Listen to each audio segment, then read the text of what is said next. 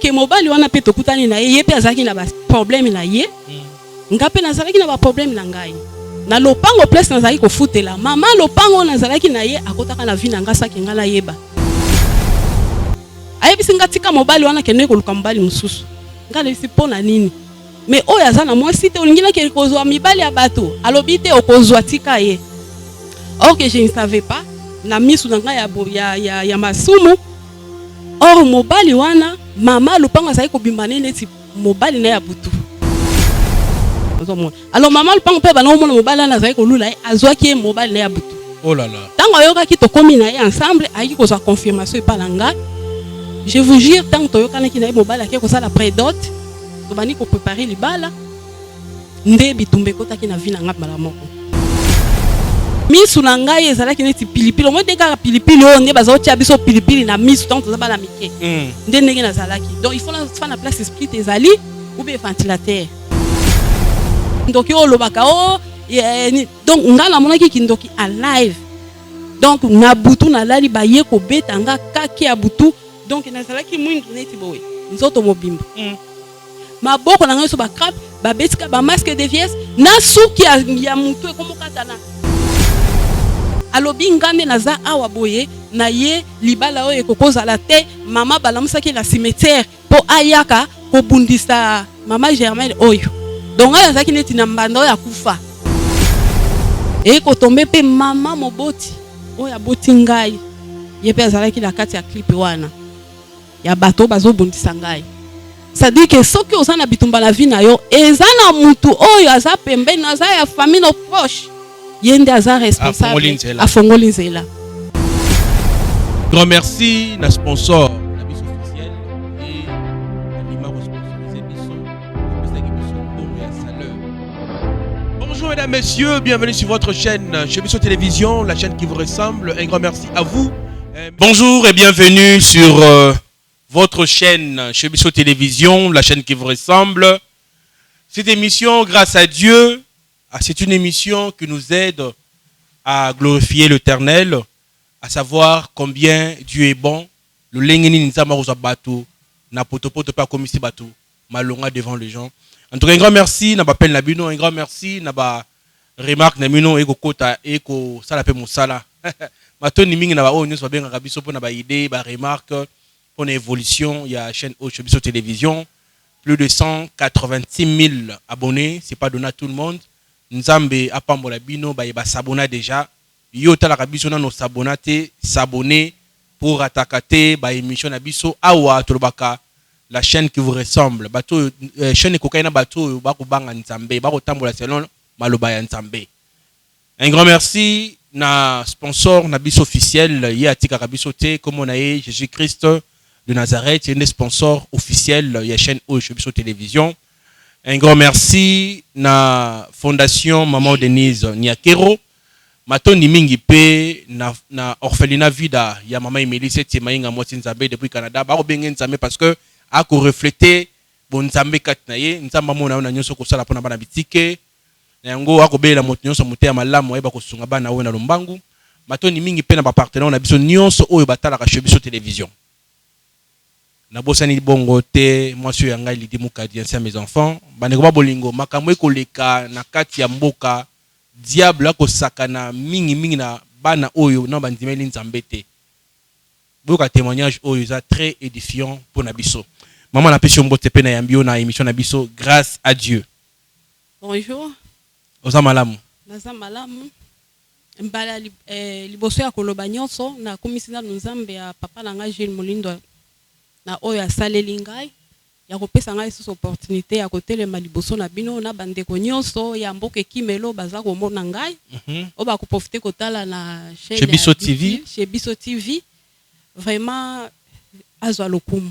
Voilà, Ozan maman kombo nani si vous avant tout on vous appelle comment? Kombo na ngai Germaine Kilisho Mulindo. OK, aussi kombo papa? Oui. OK. Osala rani na vie? Bon, jusque là naza munganga.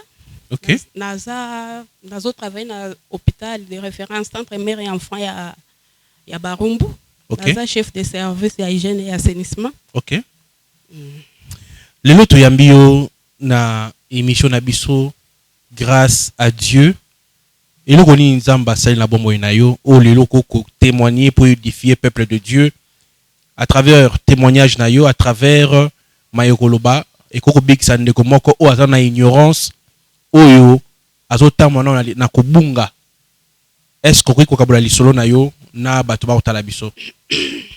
Oui, nayo pour la témoignage oyo naza ko pesa pona bana ya Nzambe o bazako landanga na ngonga oyo. Ba bika bango ndenge nga pe na bikaki. OK. C'est-à-dire que ezali moulayi pour vi na nga nyonso eza témoignage. OK. Mais oyo na les dans la première partie na bandi tokozo na la première partie. Donc na ko bandela na bandeli ndenge nini na komaki na mboka Kimelo. Ngai nazalaki ko vivre vie neti mutu nyonso awa. Komela masanga, via ba débauche. Nazalaki na kati ya kindumba makasi. Ya ba boîte de nuit wana ya ba ville wana boyoka kawana. Donc nazalaki moi si moko ya mabe.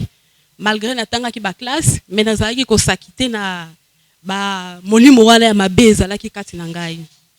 Nazalaki na camarade nanga moko, tozwa na diplôme d'état ensemble. Ye ake ko sala yesenga na sali kimunga ngandenge nazalelo, mais tozalaki ensemble comme la famille. Mais biso tout tozalaki ko tambola na nzela wana. Nazwa ki ba opportunité belé à vie, na voyager belé, na sali pe belé, na simba ki pe bambongo la ndenge na ngai. Mais tant na yeko décider na lobaki que nazo ko bimaka na mibale ya batu. Soki na bimi na mibale ya batu, komona bazo benga nga na téléphone, toko beta mbasu, toko sala oboye. Alors na fanda ki na bonzambe ezalaki kati na ngai, nzambe aki kolobela ngai, c'est le moment de laisser na luka mobali yanga moko. OK. Na yeko kutala na mobali na ezalaki veuf. Tant to kutala na big gloire à Dieu na zui mobali.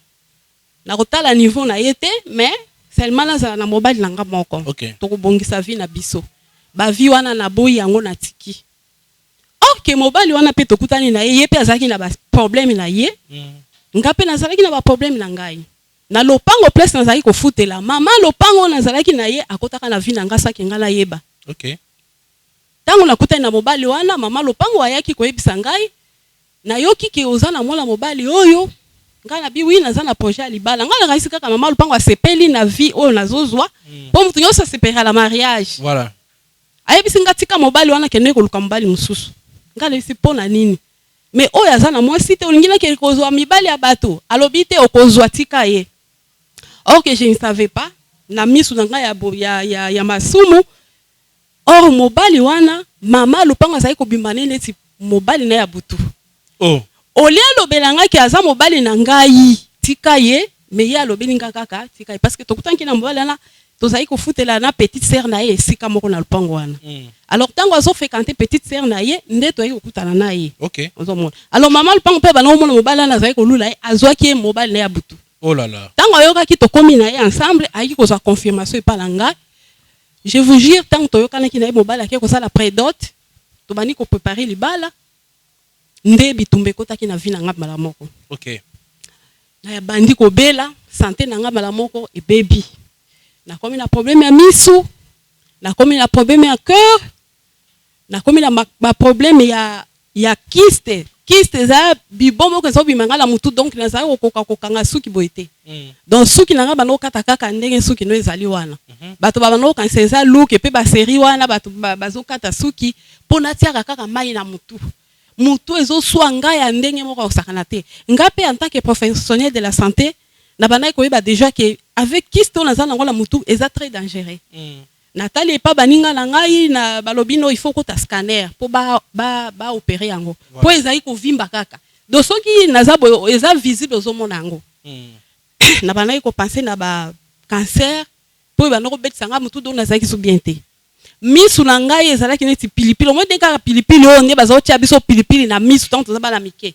Nde ndenge nazalaki. Donc il faut na place esprit ezali ou be ventilateur. Na souffra ki mingi na tamboli bisika pona koluka guérison surtout ya misu. Bazo mona kaka na eza menace à cécité. Je pense que cécité oyebi donc c'est-à-dire que misu ezo kende kokufa. Na yebi te ke mama lupango azana misala molili. Entre temps mobali abotaki pe bana na mwasi oya ya akufaki bana bakendaki na mboka. Ngana lobi ozana mwana moko ya mwasi azakuna na mboka mwana na il faut to benga ye po pona mboka bakoki ko senteye omoni ifo ngana zo soin na yao nzoka nde mwana wana gangi ya filme tangu tozo benga bongo ayaki na mission ya koya kokabola libala ngana papa na bango yepe aye ko koma la lupango wana na mama lupango basangani bandoki ya famille na ngai bandoki ya famille ya mobali basangani po ba bundisa libala wana. Je vous jure na bundisa maki na nyoko maki ya kosakana te. En même temps camarade nanga wana nzoka a contacta ki VIH. Ye azoya na hôpital nanga wana azoya kozwa ba soin azalaki na zemi azozala CPN na ye ba ko dépister po basalaka na CPN basalaka ba dépistage wana po ba yeba po ba protéger mwana ba ko mona za na VIH. Mais toza na ye alobelaka ngate ki ba kangai na sida.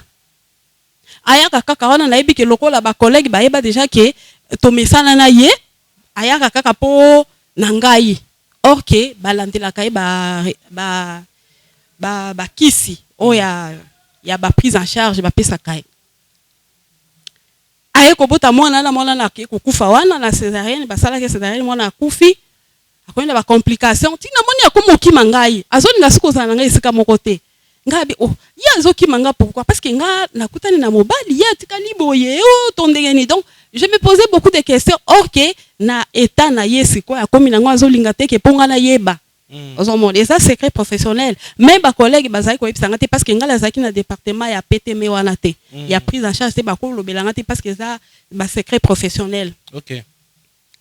To évoluer bongo nga nazo souffrir na koke komona ina ko yebisa tala ba difficulté na za nango na ko yebisa yo ke biso na se ya biso ba sa wa problème. Donc il faut la taba bande hygiénique neti mtoza na ba règle mais na za na ba règle te donc nazo bundi sama donc nazo kokate même na musala na zaki so efficace te donc na komika kolala na kolamuka na tongo boina sokola pona ke musala soki na komika na chambre na se changer boy na mi boaki kala mbetu kao ti 12 heures.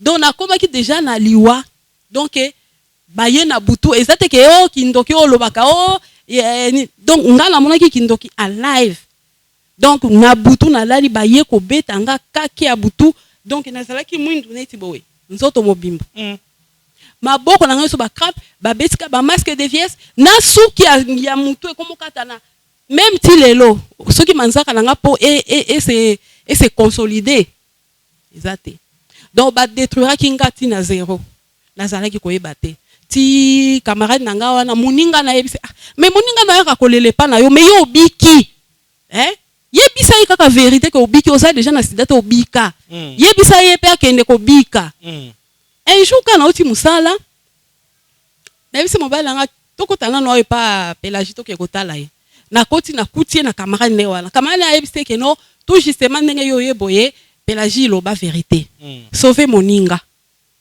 nde abani ko yebisa ngai tala ngolo ye uti Goma problème na yo za nango eza petit problème soko komika kuno ko bika en même temps mobali pe ça na problème mobali ba komisa ke déjà ngombe oui akomaki bomaye et ça que so libale ni kufa tellement to ça pe ko kabonate ba décida qu'il faut ba boma biso to ça ko tamona la liwa to risquer ba accident na mutuka so to bimika la mutuka to rataka ba accident mais nzambe kande alinga kite na butu bokola la boye okuta pesa mwana zotala bino ndenge zotala nga boye oui donc to so beta mwana zoloba alobi ngande naza awa boye na ye libala oye kokoza la te mama balamusaki la cimetière po ayaka ko bundisa mama Germaine oyo donc ala zaki neti na mbanda oya kufa esprit ya mutu akufi bake ko la musaepo donc ezala makamobele na kokota vraiment na mozindo te na yebi ke vie oyo bato bele bazo vivre na Kinshasa surtout na banda ko refutela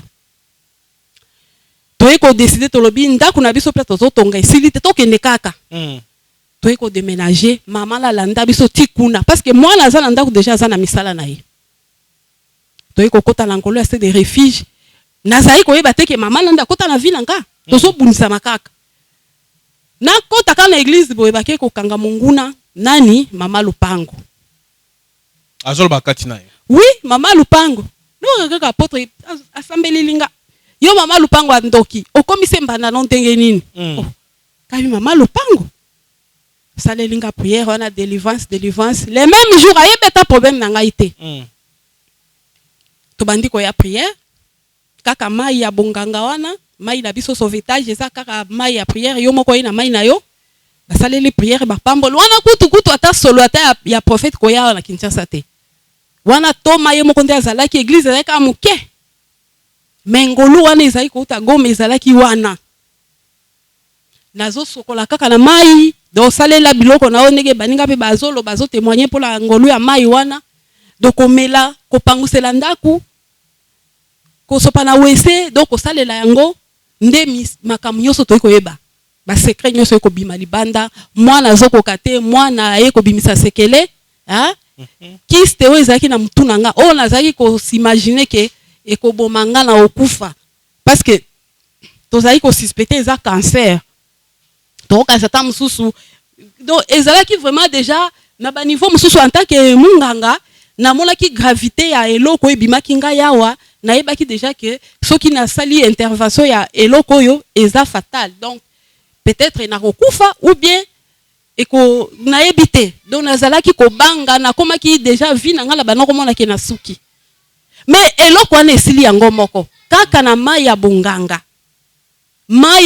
sauvetage wana esilisi yango bakomi ko lakisa biso prière kaka ko sambela condition kaka tika masumu dans la komba bisinga ndenge boye il faut tout bela masumu makamu nyonso sala tout bela yango balobi yango il faut tout bela liboso ya baninga ezate ke oke ko tout bela pembeni donc de bofandi boye tout beli tango tout beli masumu na yo olimbisami kozongela pe lisusu te depuis pe la banomela maya bonganga na posa ya masanga esila ngai ba relation nyonso wana ya kala nyonso wana esila donc la komi muto asika donc ekomi même ata ko tambola même ko sala masumu komi ko banga okomi ko banga ozo sala masumu te eloko nyonso yo kanisi ko sala au moins kaka ezo ko kisama parce que osotiki masumu kaka ndenge bazolo ba na Genèse 1:26 Nzambe alobaki to sala mutu na image na ressemblance na biso pour dominer nyonso or que masumu nde zako kabola biso na Nzambe surtout masumu ya ekobo eza masumu o mutu asumu kaka na kati ya nzoto eza masumu ezo détruire mutu alors tangu na ekoyeba ba réalité wana nyonso ya pouvoir o Nzambe apesa ki biso vie na ngai na mobali na ngai eko changer mama lupango akenda akima mwana wana donc biloko nyonso wana tozali nango ekima ba maladi nyonso basalanga wana nyonso yango emiselelaki na hôpital nena mandoko esa musala nga na tikala jamais ata komela kisi o eza ko ba traiter mutu na ngai o et traiter problème à cœur eza très délicat esila yango moko esila basambela combien de voka mokolo oyo tubela ki wana basambela la kingai kaka mokolo wana tomba simba kingala mutu salelinga délivrance mokolo wana esili ngai moko tangu na yeba isinga na tubela masumu na tika masumu na tubela liboso batu pe na zongela lisusu te to tubela ki masumu bobali pa tubeli ya ye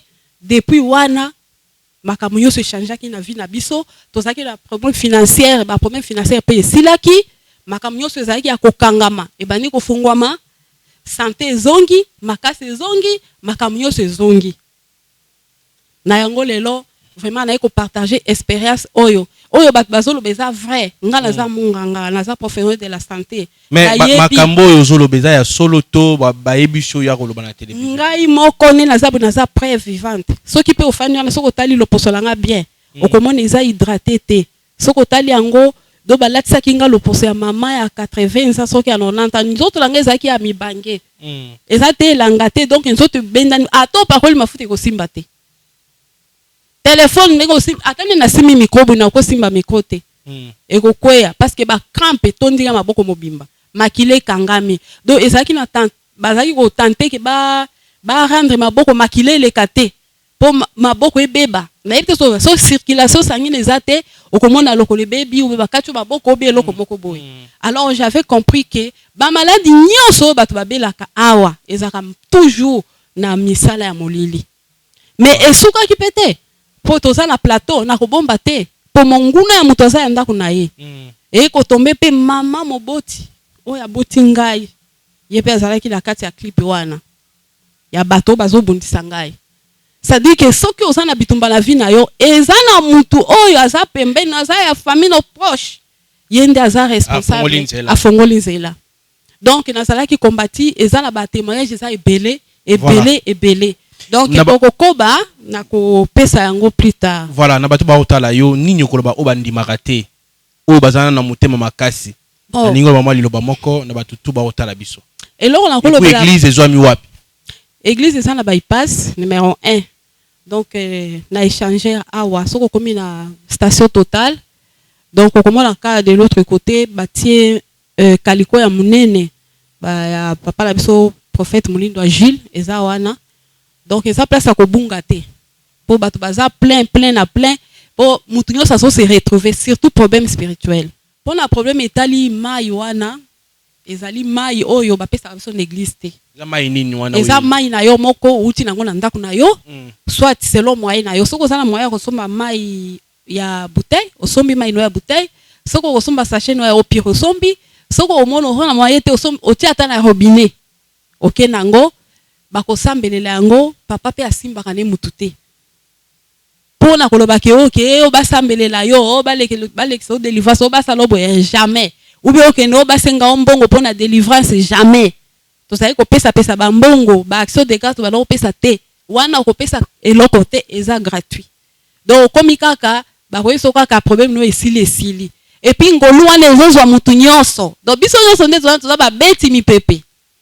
Toza ba beti mi pepe. Donc biso nyonso nde toza na to komi moto neti papa na biso na mama na biso ima. Donc ndenge za wana ngolu wana atangai oye pa na nga na tie maboko pe obiki.